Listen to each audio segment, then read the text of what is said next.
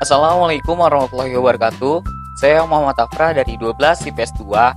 Kali ini saya akan menjelaskan mengenai materi G30 SPKI. Tentunya banyak sekali peristiwa penting dalam sejarah Indonesia yang harus diingat oleh masyarakat, apalagi generasi muda. Salah satunya adalah peristiwa gerakan 30 September atau yang biasa dikenal dengan nama G30 SPKI. Peristiwa ini terjadi pada 30 September hingga 1 Oktober tahun 1965 di Jakarta dan Yogyakarta, ketika 6 perwira tinggi dan 1 perwira menengah TNI Angkatan Darat Indonesia serta beberapa orang lainnya dibunuh dalam upaya kudeta. Oleh karena itu, mari kita simak pembahasannya baik-baik sebagai berikut.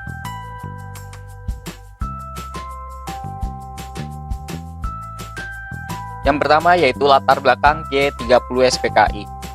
Pemberontakan PKI tanggal 30 September 1965 bukanlah kali pertama bagi PKI. Sebelumnya pada tahun 1948, PKI sudah pernah mengadakan pemberontakan di Madiun. Pemberontakan tersebut dipelopori oleh Amir Syarifuddin dan Musyok. Tujuan dari pemberontakan itu adalah untuk menghancurkan negara Republik Indonesia dan menggantinya menjadi negara komunis. Adanya ajaran dari Presiden Soekarno tentang Nasakom atau panjangan dari nasional, agama, dan komunis yang sangat menguntungkan PKI karena menempatkannya sebagai bagian yang sah dalam konstelasi politik Indonesia. Hal ini tentunya membuka jalan bagi PKI untuk melancarkan rencana-rencananya, salah satunya yaitu pemberontakan G30 SPKI yang dipimpin oleh DN Aidit. Pemberontakan itu bertujuan untuk menyingkirkan TNI Angkatan Darat sekaligus merebut kekuasaan pemerintahan. Selain karena ingin merebut kekuasaan, ada juga faktor lain yang membuat mereka melakukan pemberontakan itu, yaitu yang pertama, Angkatan Darat menolak pembentukan Angkatan Kelima. Yang kedua, Angkatan Darat menolak nasakomisasi karena ajaran ini dianggap hanya akan menguntungkan kedudukan PKI untuk yang kesekian kalinya. Dan yang ketiga, Angkatan Darat menolak poros Jakarta-Peking dan konfrontasi dengan Malaysia. Hal ini merupakan suatu langkah yang bijak menyangkut poros Jakarta-Peking dan konfrontasi dengan Malaysia hanya akan membantu Cina meluaskan semangat revolusi komunisnya di Asia Tenggara dan akan merusak hubungan baik dengan negara-negara tetangga. Pada tanggal 1 Oktober 1965 dini hari, pasukan G30 SPKI mulai bergerak dari Lubang Buaya dan menyebar ke segenap penjuru Jakarta. PKI menduduki beberapa instalasi vital di ibu kota seperti Studio RRI, Pusat Telkom, dan lain-lain. Pasukan Pasopati berhasil melakukan penculikan dan pembunuhan terhadap para perwira TNI AD yang menjadi target operasi. Lalu, apa sih tujuan dari G30 SPKI itu? Yang pertama, bahwa gerakan 30 September adalah perbuatan PKI dalam rangka usahanya untuk merebut kekuasaan di negara Republik Indonesia dengan memperalat oknum ABRI sebagai kekuatan fisiknya. Lalu yang kedua, bahwa tujuan tetap komunis di negara non-komunis adalah merebut kekuasaan negara dan mengkomuniskannya. Yang ketiga, usaha tersebut dilakukan dalam jangka panjang dari generasi ke generasi secara berlanjut. Keempat, selanjutnya bahwa kegiatan yang dilakukan tidak pernah terlepas dari rangkaian kegiatan komunisme internasional. Tentunya dalam gerakan G30 SPKI ini terdapat korban-korban. Terdapat 6 jenderal yang menjadi korban keganasan G30 SPKI, yaitu yang pertama ada Letnan Jenderal Ahmad Yani yang berkedudukan sebagai Menteri atau Panglima Angkatan Darat atau Kepala Staf Komando Operasi Tertinggi. Yang kedua ada Maijen Haryono Mas Tirto Darmo sebagai Deputi 3 Menteri atau Panglima Angkatan Darat Bidang Perencanaan dan Pembinaan. Yang ketiga ada Maijen R. Suprapno, yaitu Deputi 2 Menteri atau Panglima AD Bidang Administrasi. Yang keempat, ada Maijen Siswono Parman, yaitu Asisten 1 Menteri atau Panglima Angkatan Darat Bidang Intelijen. Yang kelima, ada Brigjen Donald Izajes Panjaitan, yaitu Asisten 4 Menteri atau Panglima Angkatan Darat Bidang Logistik. Dan yang keenam, ada Brigjen Setoyo Siswo Miharjo, yaitu sebagai Inspektur Hakiman atau Auditor Jenderal Angkatan Darat. Berikut, saya tampilkan foto-foto jenderal yang menjadi korban gerakan 30 September PKI.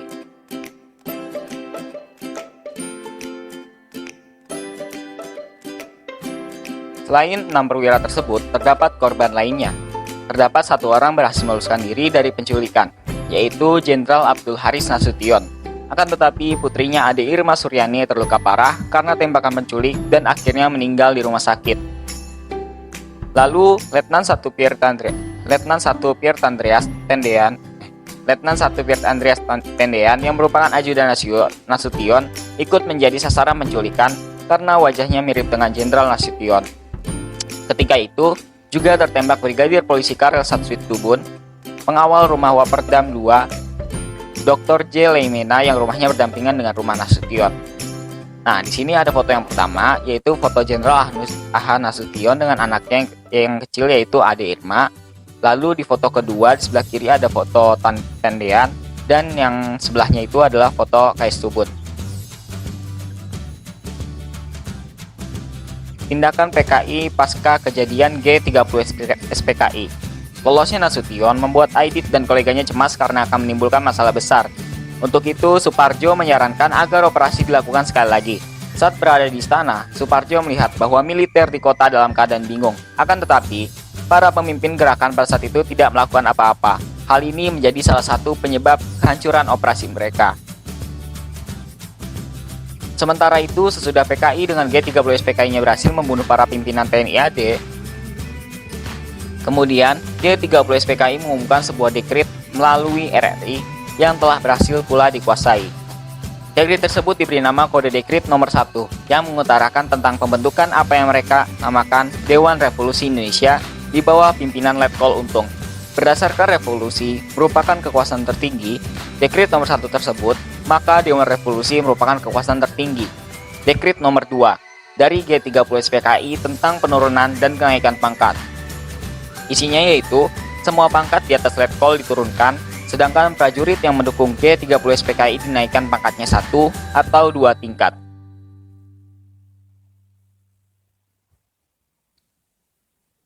Selanjutnya ada penumpasan G30 SPKI.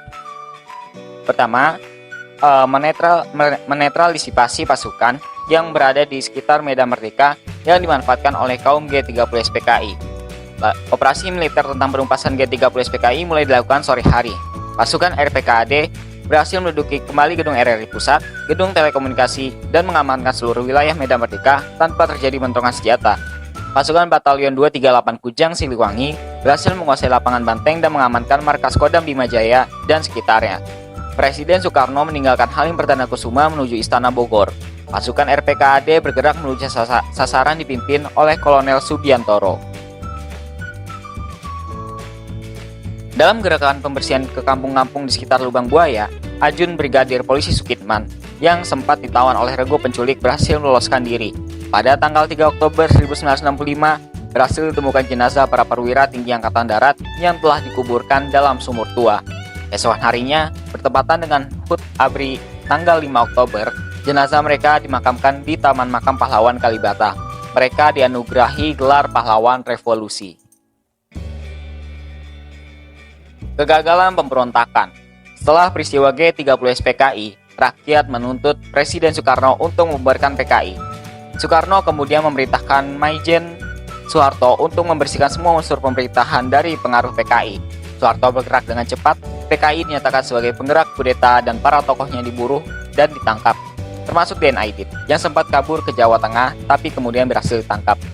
Anggota organisasi yang dianggap simpatisan atau terkait dengan PKI juga ditangkap. Organisasi-organisasi tersebut antara lain Lekra, CGMI, Pemuda Rakyat, Barisan Tani Indonesia, Gerakan Wanita Indonesia, dan lain-lainnya. Berbagai kelompok masyarakat juga menghancurkan markas PKI yang ada di berbagai daerah. Mereka juga menyerang lembaga, toko, kantor, dan universitas yang dituding terkait PKI.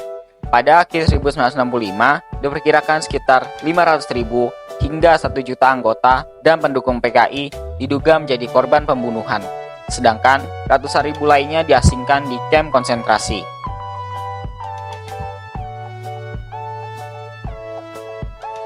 Tentunya peristiwa G30 SPKI ini memberikan sebuah dampak yang luas. Presiden Soekarno menyalahkan orang-orang yang terlibat dalam perbuatan keji yang berakhir dengan gugurnya pahlawan revolusi serta korban-korban lainnya yang tidak berdosa. Namun, Presiden Soekarno menyatakan gerakan semacam G30 SPKI dapat saja terjadi dalam suatu revolusi. Sikap Soekarno ini diartikan lain oleh masyarakat. Mereka menganggap Soekarno membela PKI. Akibatnya, popularitas dan kewibawaan presiden menurun di mata rakyat Indonesia. Demonstrasi besar-besaran pun terjadi pada tanggal 10 Januari 1966. Para demonstran ini mengajukan 3 tuntutan yang terkenal dengan sebutan Tritura atau Tri Tuntutan Rakyat, yang meliputi sebagai berikut. Pertama, pembubaran PKI. Kedua, pembersihan kabinet Dwi Korah dari unsur-unsur PKI. Dan ketiga, penurunan harga-harga atau perbaikan ekonomi. Tindakan pemerintah lainnya adalah mengadakan reshuffle atau perombakan kabinet Dwi Korah. Pembaruan kabinet Dwi Korah terjadi tanggal 21 Februari 1966 dan kemudian disebut dengan kabinet Dwi Korah yang disempurnakan. Mengingat jumlah anggota mencapai hampir 100 orang, maka kabinet itu sering disebut dengan kabinet 100 menteri. Menjelang pelantikan kabinet 100 menteri pada tanggal 24 Februari 1966, kami melakukan aksi serentak. Dalam demonstrasi itu, gugur seorang mahasiswa Universitas Indonesia yang bernama Arif Rahman Hakim. Peristiwa itu berpengaruh besar terhadap maraknya gelombang aksi demonstrasi. Di Istana Bogor, ketiga perwira tinggi itu mengadakan pembicaraan langsung dengan Presiden didampingi oleh Dr. Subandrio, Dr. J. Leimena, dan Dr. Khairul Saleh. Sesuai dengan simbol pembicaraan, maka ketiga perwira TNI AD itu bersama dengan Komandan Resimen Cakrabirawa, Brigjen Sabur diperintahkan membuat konsep surat perintah kepada Letjen Soeharto, yang kemudian surat perintah itu lebih dikenal dengan sebutan Surat Perintah 11 Maret atau yang biasa disingkat dengan Super Semar. Isi pokoknya adalah memerintahkan kepada Letjen Soeharto atas nama Presiden untuk mengambil tindakan yang dianggap perlu untuk terjaminnya keamanan dan ketertiban serta kestabilan jalannya pemerintahan dan jalannya revolusi serta menjamin keselamatan pribadi dan kewibawaan Presiden. Kiranya cukup sekian yang dapat saya sampaikan. Apabila terdapat kesalahan, saya mohon maaf yang sebesar-besarnya. Sekian dari saya. Assalamualaikum warahmatullahi wabarakatuh.